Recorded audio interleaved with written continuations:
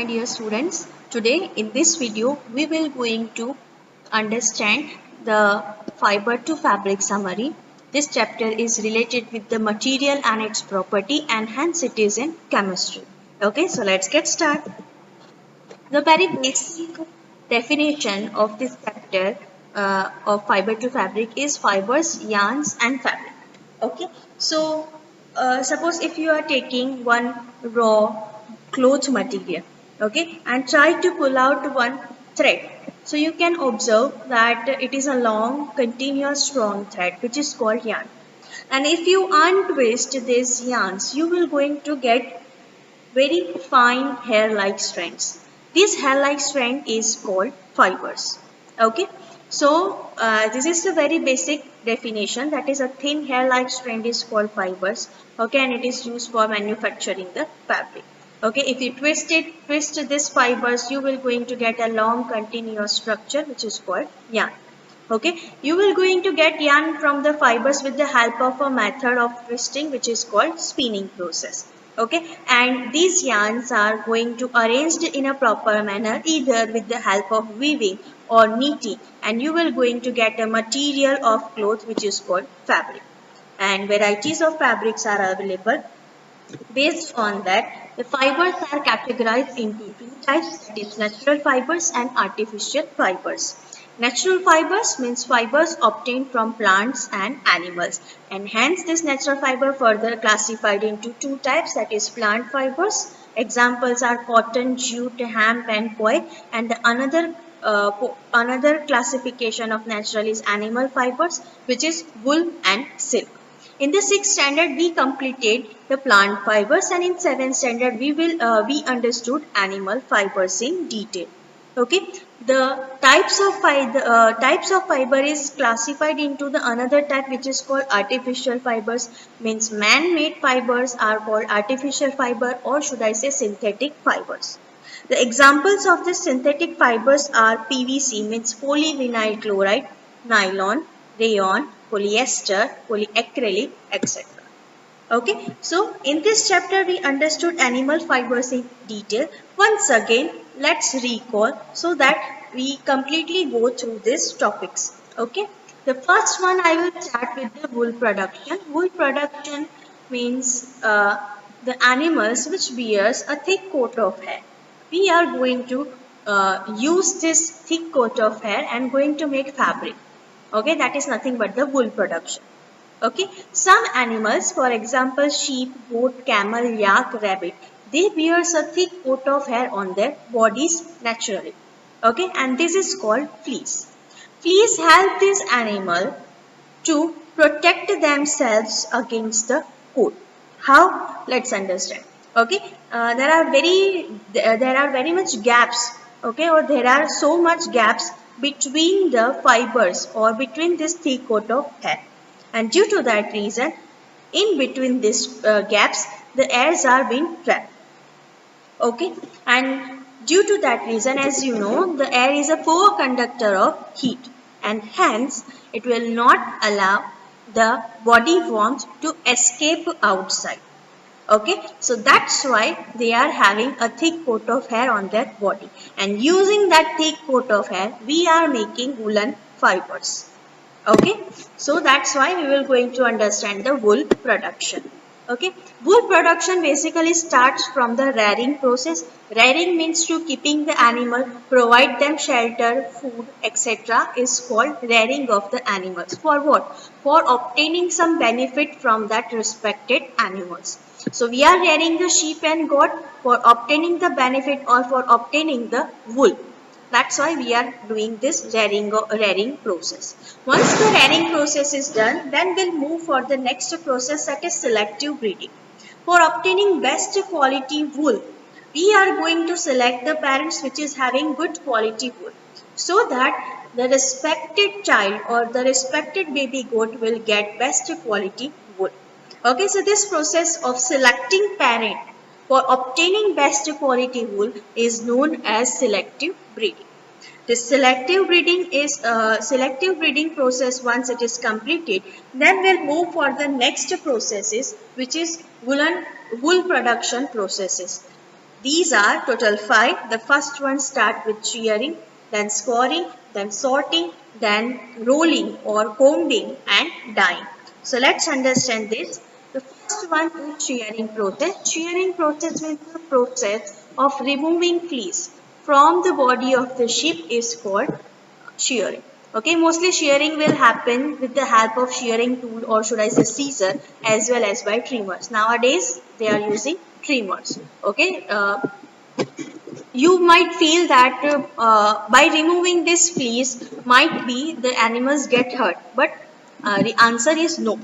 Okay, whatever the thick coat of hair is there, okay, and the under skin where this thick coat of hair has grown, okay, that is considered as a dead skin, and hence while shearing process they do not get hurt. Moving to the next is pouring process. Once the sheared fleece has been collected, it will going to pour it into the huge wooden tub, okay, with the filled with hot water, so that whatever the dirt, dust, and grease is stick with this fleece, it will going to be removed. Moving to the next is sorting.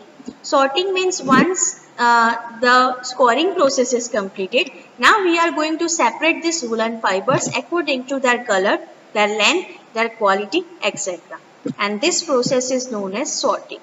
Okay, once the sorting process is done, then they will going to send for the combing, or should I say rolling process, in which the whole fibers are getting straightened with the help of rollers and comb. Understood? And the last process, the very much important process, is dyeing process, because mostly the woolen fibers consist of black color, brown color, or off-white color. So they are going to color this woolen fiber into various beautiful colors. This process is known as dyeing process. Okay, so this is the wool production process. Once this whole five process is completed, then this these woolen fibers has been sent into the factory, and in the factory with the help of machines they will going to spin these woolen fibers into yarn, and by the knitting process they will going to make the woolen fabrics. Okay, so this is the wool production. Now we are moving to the next is silk production. Silk production, the very basic information that silk is obtained from an insect called silkworm, and hence it is called animal fiber. The scientific name of the silkworm is Bombyx mori. Silk production is the vast industry in the fabric, it is having very vast requirement into the fabric industry.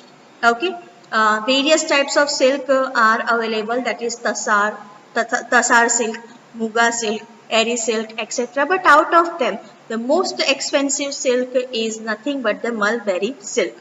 Okay, and this silk was firstly invented into the China.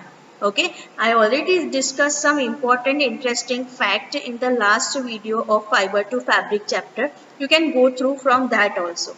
Okay, now we will going to understand, if you want to understand the silk production, we must have to go through the life process of silkworm. So let's understand that first.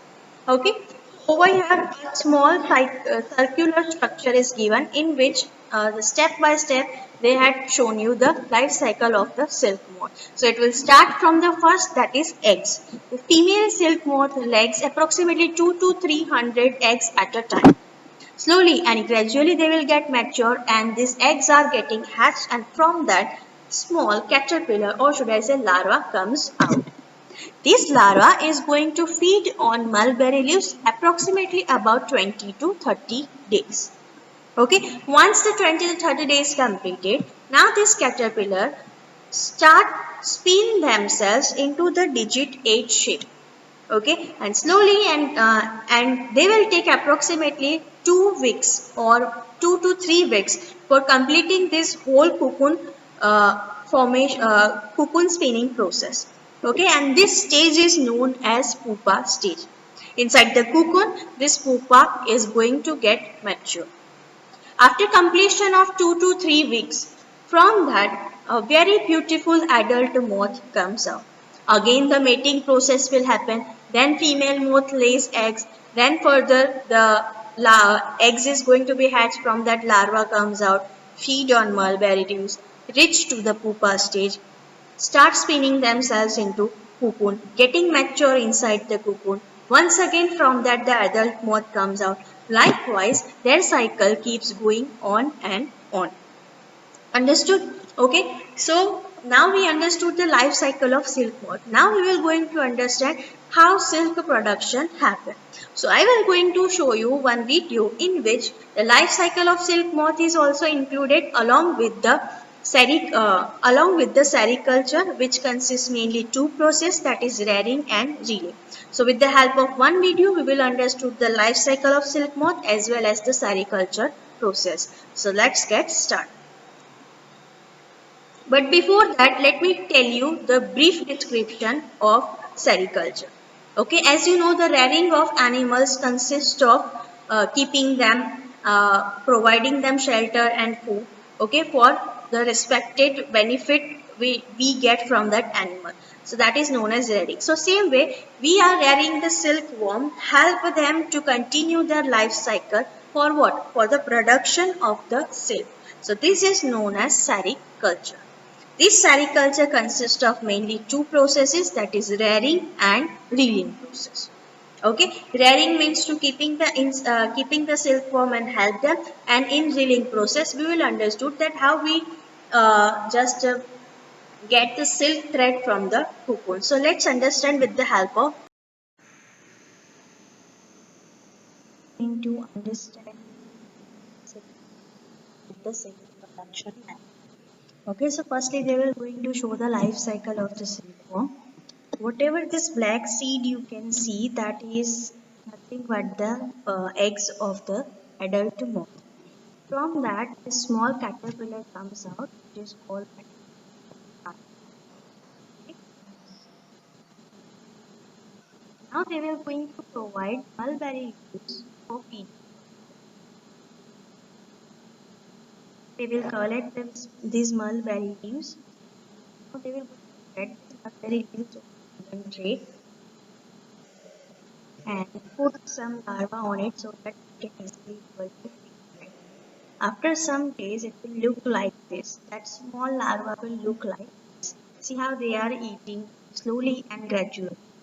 They continue eating about 20 to 30 days. And then they will going to reach to the stage which is called pupa stage.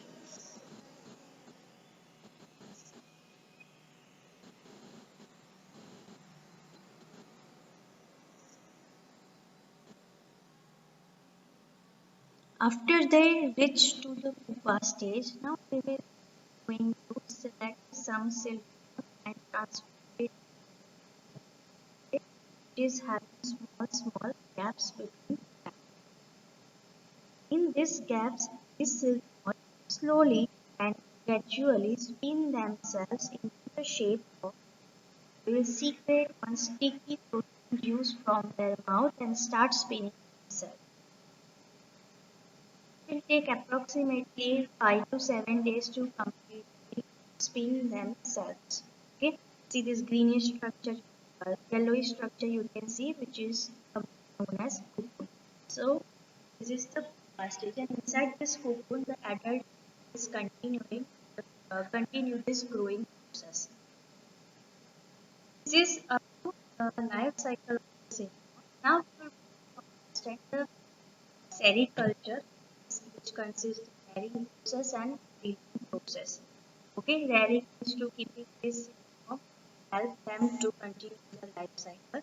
Now they will going to collect some cocoons and put it into the hot water. So what will happen? Due to that reason, the adult moth which is growing inside whatever the sticky juice, or should I say sticky silk thread, is completely winded together, they will going to get loosened. You can easily able to out the silk thread. They are put into the from that each small fibers you can see, they will going to be it so that you get strong continuous silk thread.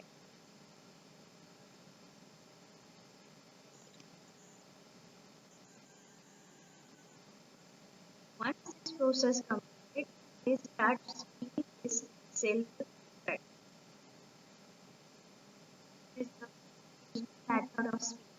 help of charcoal.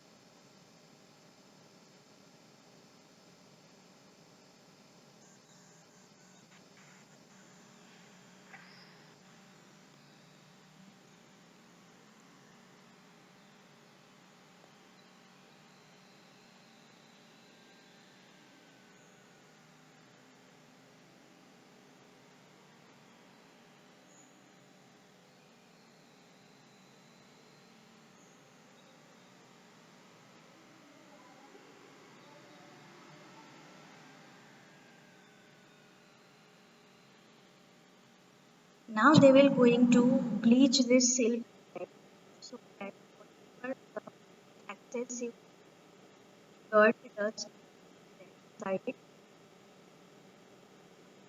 okay, and yellowish silk thread is now converted to the silk. Now they will going to make some knots inside it, okay, so that when we these knots will create a very beautiful pattern. Okay, they will make pattern in different colors. One, see how beautiful colors it looks. Now they will going to unfold this pattern so they will get proper pattern. And then they will start making it sari.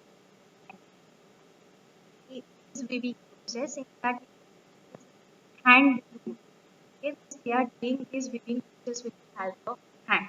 Okay, over here one horizontal sets of yarn is there and another yarn is vertical. Okay, one set of yarn will move over and under the silk thread and going to form the silk fabric. Okay, so that's it for the day. I hope you understood the whole chapter. Still, if you have any doubt, you can ask me at any time into the comment section. I will going to reply. Still, till then, have a nice day. Bye.